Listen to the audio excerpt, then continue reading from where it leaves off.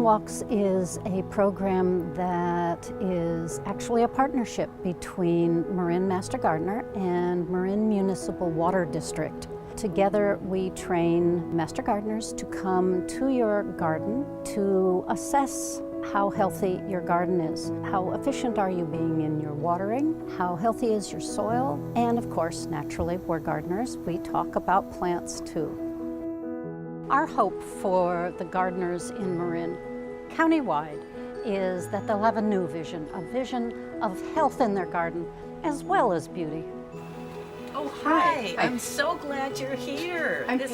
When we first arrive on a garden walk, we really focus on water and how they're using water. So this is your water meter. See the triangle in the middle, right down here? Well, if that's moving at all, that means that there is water running somewhere. If you know how to read your water meter, you can determine if you have leaks in your irrigation system or in your house and learn how to solve those irrigation leaks. Some plants need more water and others need less water.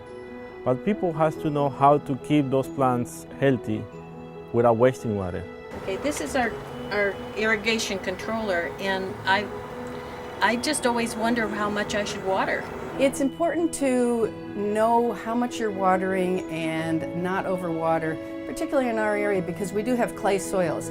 Clay retains moisture and it's very bad for the roots of the plant. So if the plants are not thriving, it's frequently because of overwatering. What kind of plants are good for that kind of soil? The best thing to use around our area are natives because they love the soil here. They thrive in this Mediterranean climate and you don't have to give them much water.